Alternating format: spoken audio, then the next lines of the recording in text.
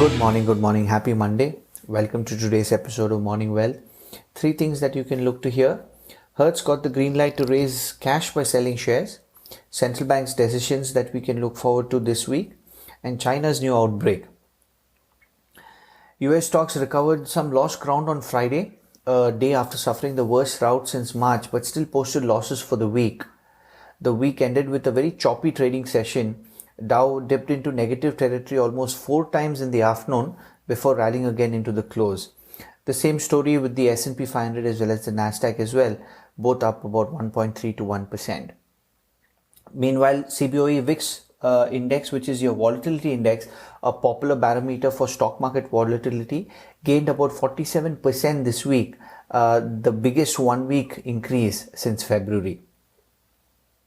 Economically sensitive stocks powered Friday's rebound. Financials and real estate were the best performing sectors in the S&P, up about 3 to 3.2%. Only 2 sectors posted losses, which is utilities and consumer staples, which are typically seen as defensive stocks, and they do well when investors feel risk averse. Treasuries ended last week on a downward note with the 10-year yields up around 0.71%. WTI was little changed and gold advanced. Some concerning news from China on a new outbreak. Beijing shuttered its largest fruit and vegetable supply center and locked down nearly the nearby housing districts as dozens of people tested positive for COVID-19.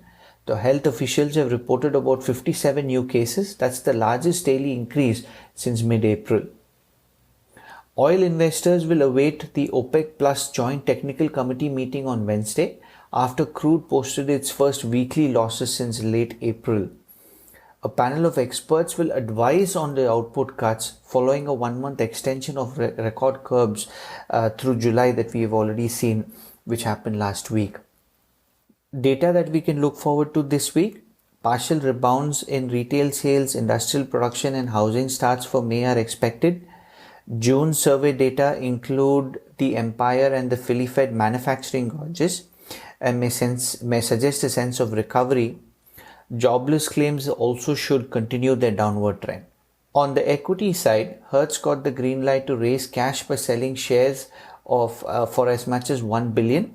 The car rental company asked a bankruptcy court for the offering after nearly a tenfold increase in its stock since June 8th. The company, which filed for Chapter 11 on May 22nd, told the court that it would warn the buyers that the company stock or the common stock would completely be worthless.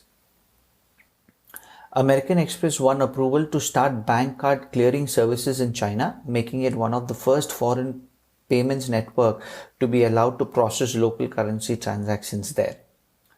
Jio Platforms added TBG to its ever-growing list of backers. The firm agreed to pay about 600 million for a stake in the digital unit of Reliance Industries for a 0.93% share. AT&T is considering a sale of its Warner Brothers gaming division, and that could fetch about 4 billion is what CNBC had reported. Oracle, Wirecard, Tata Motors and Lennar are the reportings that we are going to look forward to, earnings reports that we are going to look forward to this week. Finally, on the forex side, equities rebounded on Friday, but currencies failed to follow suit. So aside from the safe havens, sterling struggled the most as UK data missed expectations. Central bank decisions dominate this week with the BOJ, BOE and the Swiss National Bank highlighting their agenda. Japan is expected to boost corporate funding but keep other levers on hold when it kicks off things on Tuesday. BOE is also set to add stimulus but stand pat on rates, while Russia, Brazil, Taiwan and Indonesia have seen cutting rates.